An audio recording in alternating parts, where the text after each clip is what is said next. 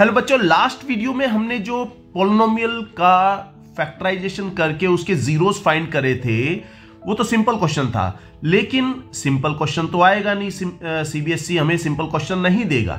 और जो हमारा एनसीईआरटी है उसमें एक्सरसाइज में ज्यादा अच्छे क्वेश्चंस मैं समझता हूं नहीं है जो एग्जामिनेशन पॉइंट ऑफ व्यू से आते हैं। तो यहां पर मेरे पास सपोर्ट मटेरियल है, इसमें मैंने देखा कि क्वेश्चन नंबर 32 और 31 इन दोनों क्वेश्चंस को देखोगे तो थोड़ा सा दिमाग में एक करंट जाएगा कि भाई ये क्वेश्चन तो मेरे को आता नहीं, सर ने तो सिंपल सिंपल क्वेश्चन करवाया था। तो ये बिल्कुल वैसा ही होना है, केवल और केवल इसमें एक थोड़ा सा हमें अंडरस्टैंडिंग होनी चाहिए कि मल्टीप्लीकेशन ऑफ ए और सी कैसे करना है, तो वही हम समझेंगे इस क्वेश्चन में। तो पहले हम यहां पर जो सिंपल क्वेश्चन है, ये दोनों क्वेश्चंस हम बाद में करते हैं, पहले हम इस क्वेश्चन को करते हैं। तो जो बेसिक है, जो मैंने लास्ट वीडियो में बताया था, क्या बताया था कि c ये हमारे पास और a एक्स स्क्वायर का कोएफिशिएंट, इन दोनों का मल्टीप्लीकेशन करो, 5 4 3 12, ये माइनस का 12 आ जाएगा। देखो 3 प्लस का है और 4 माइनस का है। अब हम माइनस साइन को भूल जाते हैं और 12 के फैक्टराइज कर दो, प्राइम फैक्टराइजेशन, 2 6 12, 2 3 6, 3 1 3 और 1, ये हमारे पास एक फैक्टर, एक भी एक फैक्टर है। तो यहां पर 4 फैक्टर हमें मिल गए। इन चारों फैक्टर से हमें ऐसे 2 फैक्टर बनाने हैं जिनका, यहां पर हम देखेंगे, जिनका सब्ट्रैक्शन, माइनस साइन है तो इसका मतलब सब्ट्रैक्शन होगा, जिनका सब्ट्रैक्शन कितना होना चाहिए, +11 होना चाहिए। तो कैसे बने, 2 दूनी 4 या 12, 12 1 हो गया, और यहां पर 1, इन दोनों को अगर मैं माइनस करूं तो मुझे 11 मिल जाएगा। तो वही हम यहां पर करने जा रहे हैं। तो यहां पर आया 3x स्क्वायर 12x x -4। तो इस तरह से हम यहां देखेंगे कि जो साइन है, जो हमारे हमने अभी फैक्टर करे 12 और 12x और x, इनके साइन हम कैसे रखें, क्योंकि हमें इन दोनों का मल्टीप्लिकेशन नेगेटिव साइन में चाहिए। तो इसका मतलब यह है कि दोनों के साइन अलग अलग होंगे, अपोजिट साइन होंगे, एक प्लस का और एक माइनस का होगा। अब प्लस किसको दें और माइनस किसको दें वो कहां से पता चलेगा, वो पता चलेगा ऊपर वाले स्टेप से। मिडल टर्म में जो साइन है, प्लस का साइन है, तो इसका मतलब बड़ी संख्या को हम प्लस का साइन दे देंगे और छोटी संख्या को माइनस का साइन। यहां पे 12 प्लस 12 और 1, ये 12 बड़ा है तो इसको प्लस का साइन दे दिया, और x 1x है, इसमें हमने नेगेटिव साइन दे दिया। अब हम चेक भी कर सकते हैं, 12 में से 1 गया तो ये 11 बचेगा, प्लस का 11 बचेगा, और 12 की मल्टीप्लाई -1 में करेंगे तो हमें -12 मिलेगा। अब हमारे पास 4 टर्म्स आ गई, पहले आगे वाली 2 और बाद वाली 2। इनमें से हमें कॉमन निकालना है, तो 3 हम कॉमन निकाल लेते हैं, क्योंकि 3 यहां पर भी है, 3 चौक 12 यहां पर आ जाएगा, और x यहां पर भी है और x यहां पर भी है, तो x कॉमन आ गया। तो ये मिला हमें x, 3 की गुणा 1 में करी तो 3 आया, x की गुणा x में करी तो x स्क्वायर आया, प्लस 3 चौक 12, और x की यहां पर वैल्यू, इसकी एक्सपोनेंट 1, जिसे हम ब्रैकेट से बाहर निकाल चुके हैं। अब यहां पर नेगेटिव साइन है तो नेगेटिव साइन ही लगाओ। x और -x और -4, इसमें हमें क्या कॉमन दिख रहा है, हमें लग रहा होगा कुछ भी कॉमन नहीं है। जब भी तुम्हें यह लगे कुछ भी कॉमन नहीं लग रहा, तो यहां पर कॉमन क्या है, 1। ओके, -1 दोनों में कॉमन है, तो हमने वो कॉमन निकाल लिया और ब्रैकेट बंद। यहां क्या बचेगा, x बचेगा, और यहां माइनस का हम प्लस कर देंगे, क्योंकि ब्रैकेट के बाहर माइनस का साइन है। तो जो साइन पिछले स्टेप में थे, x के साथ माइनस साइन था, तो ब्रैकेट में यहां पर क्या आ जाएगा, प्लस का साइन। 4 के साथ माइनस साइन था, तो ब्रैकेट के साथ क्या आ जाएगा, ब्रैकेट में क्या आ जाएगा, प्लस का साइन। तो यहां पर अगर हम चेक करें, 1 की गुणा x में करें तो माइनस x आ जाएगा, और माइनस 1 की गुणा प्लस 4 में करें तो माइनस 4 आ जाएगा।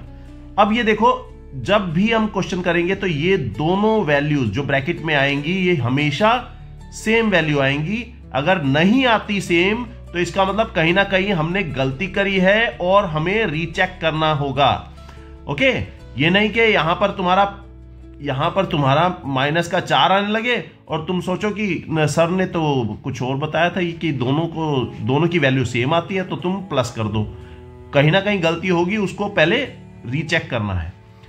अच्छा, अब यहां पर इन दोनों टर्म्स में ये एक टर्म है और ये एक टर्म है पूरी, इन दोनों में क्या कॉमन है? x प्लस 4 कॉमन है। x प्लस 4 हमने यहां पर निकाल लिया, ब्रैकेट बंद, और यहां क्या बचा? यहां पर बचा 3x और माइनस का 1। अब for zero of the polynomial हम बताएं शून्यकों के लिए क्या होता है? px की वैल्यू हमेशा 0 होनी चाहिए। px की वैल्यू 0 होनी चाहिए। px हमने फैक्टराइज फॉर्म में क्या निकाला है? वो निकाला है x plus 4 into 3x minus 1 is equal to 0। अब जब हम ये देखेंगे, या तो इसकी वैल्यू 0 या इसकी वैल्यू 0, क्योंकि हमें दोनों का प्रोडक्ट क्या बता रखा है? 0 बता रखा है। तो हम x plus 4 is equal to 0 बता देते हैं, तो और 3x minus 1 is equal to 0 बता देते हैं। दोनों फैक्टर्स को हमने 0 के इक्वल बता दिया, तो x क्या आ जाएगा? x आ जाएगा -4 जब ट्रांसपोजिंग करेंगे तो, और इधर x क्या आ जाएगा?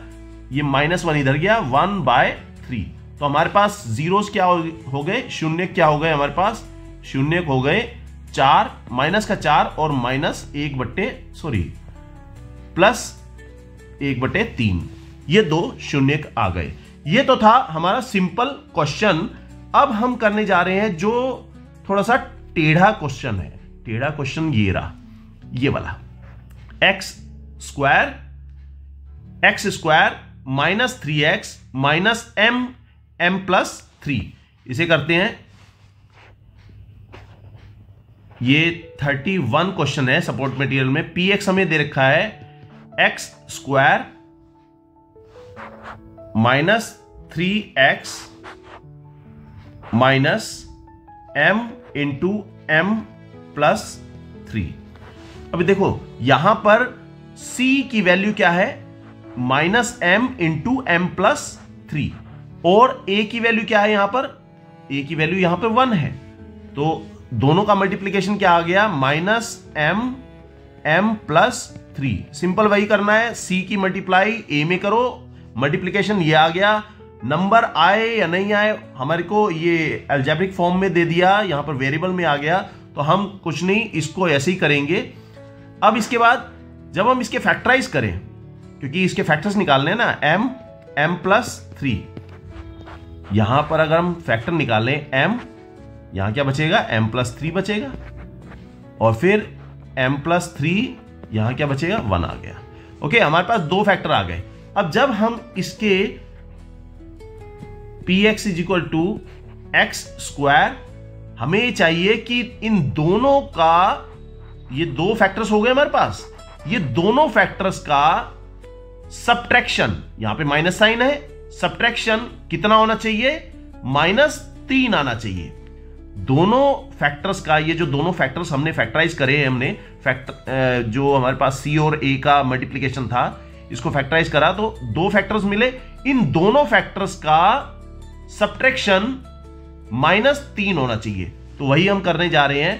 तो एक फैक्टर तो हमने रख दिया m प्लस 3, और दूसरा फैक्टर हमने रख दिया, इसको मिटा देते हैं, दूसरा फैक्टर रख दिया हमने m -m प्लस 3, ये आ गया। अब देखो दोनों के निशान अलग अलग होने चाहिए। क्यों? क्योंकि यहां पर माइनस साइन है, हमें जो मल्टीप्लिकेशन मिला था वो नेगेटिव साइन में मिला था, यहां पे माइनस साइन है, तो इसका मतलब दोनों के निशान अलग अलग होंगे। एक प्लस का होगा और एक माइनस का होगा। कौन सा प्लस का कौन सा माइनस का वो पता चलेगा हमें यहां से। यहां पर कितना है? माइनस साइन है, तो ये हम यहां पर माइनस दे देते हैं और इसको प्लस दे देते हैं। दिस इज इक्वल टू, यहां क्या बचा? ये x। ओके, x लगाना है इसके साथ। अब यहां क्या बचा, यहां x कॉमन आ गया, x माइनस, अच्छा एक बात और देखो, तो यहां पर हमने x लगा दिया। अब अगर मैं इन दोनों का सब्ट्रैक्शन करूं, -m -3 आएगा, ये वाली वैल्यू क्या आएगी, ये आएगी, और प्लस m, यहां पे m, इन दोनों का जो हम सब्ट्रैक्शन कर रहे हैं तो कितना आएगा, -3 आएगा। ओके, ये -m से m कैंसिल हो जाएगा, यहां पे -3 बच जाएगा, तो वही हम यहां पे देख रहे हैं। तो इसका मतलब यहां पर हम यहां x कॉमन आ जाएगा, x माइनस m+3, ये कॉमन आ गया क्योंकि यहां पर x ही कॉमन था, यहां पर x² में x है, यहां पर भी x है, कॉमन निकाल लिया, और ये ब्रैकेट हम बड़े वाला लगाएंगे। ठीक है, पहले से हमारे पास यहां अंदर ब्रैकेट है, प्लस इन दोनों वैल्यूज में क्या कॉमन है, यहां पर m है और इस टर्म में भी m है, तो हमने m कॉमन निकाल लिया, और यहां क्या बचा हमारे पास, x माइनस m+3, ब्रैकेट बड़ा लगाना है, बड़ा लगा देते हैं। दिस इज इक्वल टू, ये वैल्यू कॉमन आ गई, इसको हमने अलग से लिख दिया, x माइनस m+3, ये हमारे पास कॉमन निकल गई, और यहां क्या बच गया, यहां इस टर्म में x बच गया, इसको रख दो x, और प्लस यहां क्या, इस टर्म में क्या बच गया, m बच गया, तो इसको रख दो m। ओके, तो ये हमारे पास आ जाएगा। अब शून्यकों हेतु, शून्यकों के लिए क्या बताते हैं,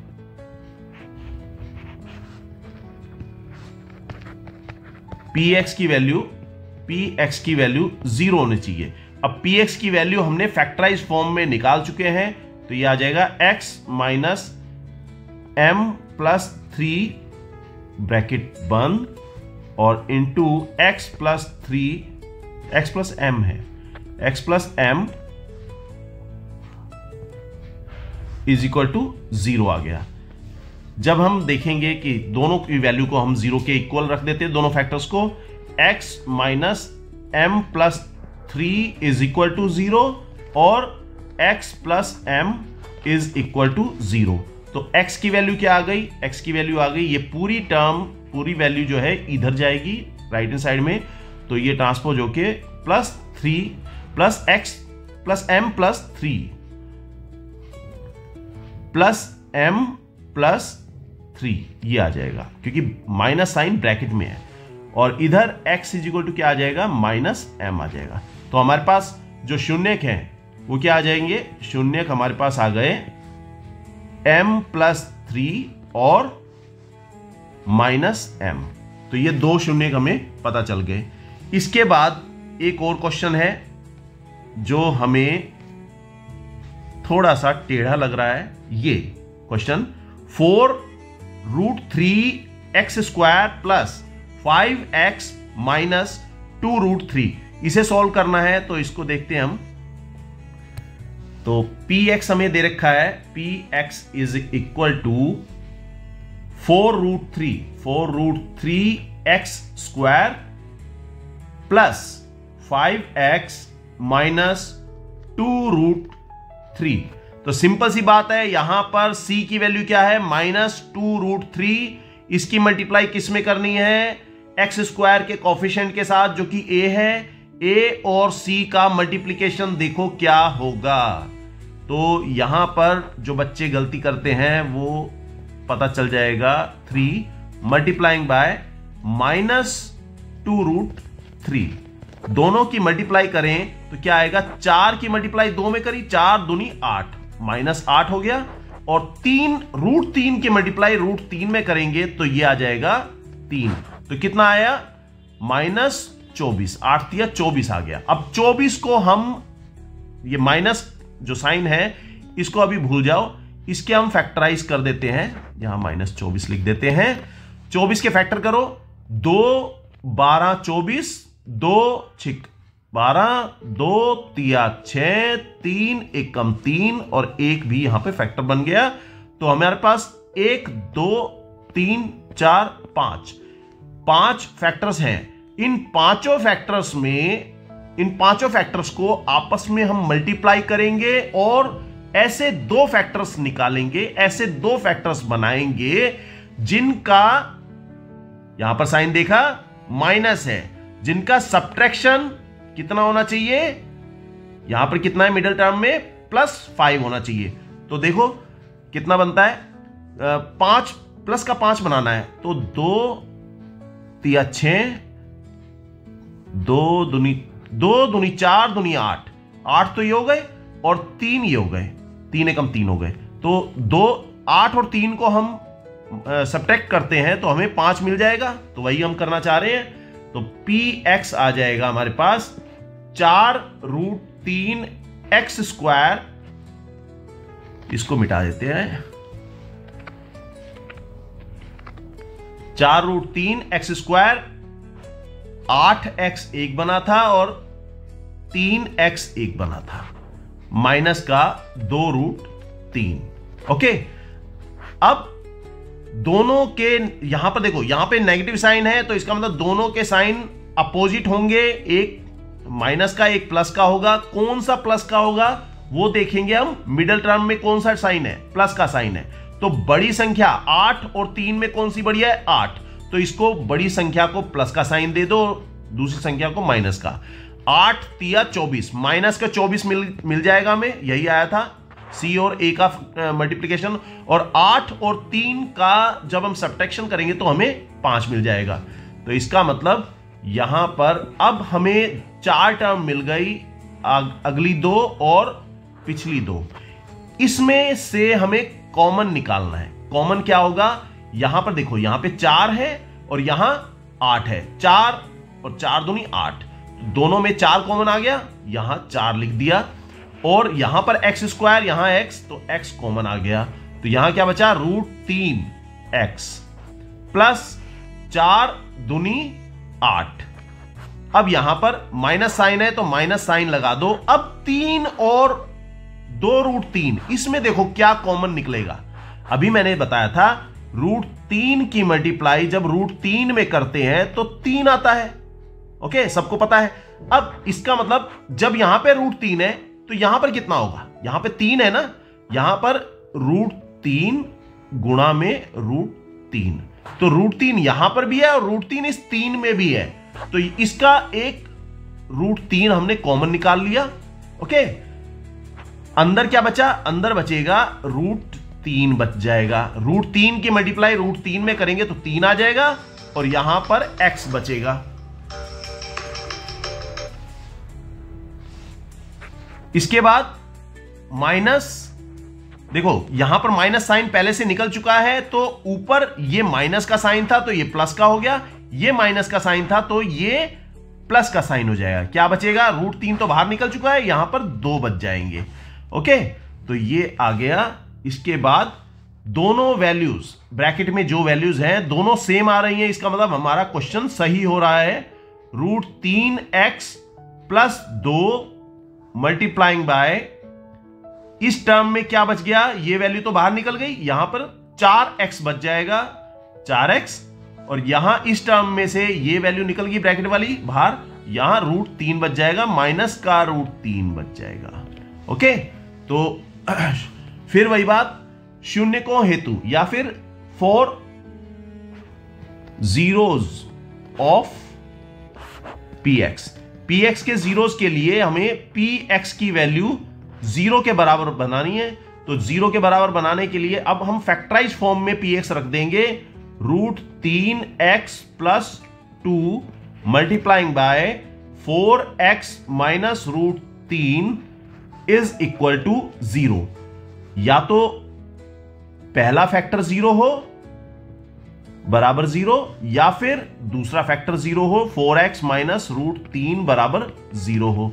जब हम इसे आगे करेंगे ट्रांसपोजिंग करके तो हमें x की वैल्यू क्या मिलेगी, यहां पर 2 दूसरी तरफ जाएगा, -2 आ गया, और ये डिवीजन में √3 चला जाएगा। हमेशा ये ध्यान रखना कि डिवीजन में डिनोमिनेटर में कभी भी इरेशनल नंबर नहीं रखना, हमें इसे रैशनलाइज करना है, रैशनलाइज करना पड़ेगा तो x बराबर रैशनलाइज करने के लिए हम इसके ऊपर नीचे √3 से मल्टीप्लाई कर देंगे, तो -2√3 ऊपर मल्टीप्लाई कर दिया √3, और नीचे भी जब √3 की मल्टीप्लाई करेंगे तो हमें 3 मिल जाएगा। तो पहला फैक्टर हमें, पहला 0 हमें ये मिल गया, और दूसरा 0 मिलेगा 4x इज इक्वल टू, ये √3 इधर गया तो √3 यहां आ गया प्लस का, और x बराबर √3 डिवाइडिंग बाय 4।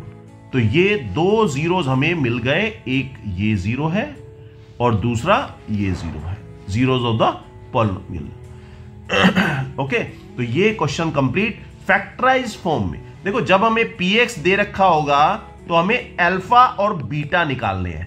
अब नेक्स्ट वीडियो में हम क्या देखेंगे, जब हमें अल्फा और बीटा दे रखे होंगे तो हमें px पॉलिनोमियल निकालना है। पहले वाले क्वेश्चन, अभी इस क्वेश्चन में हमने क्या करा था, जब px दे रखा है तो अल्फा और बीटा निकालने हैं।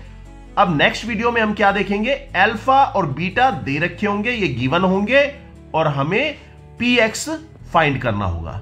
ठीक है, मिलते हैं नेक्स्ट वीडियो में। Thank you very much.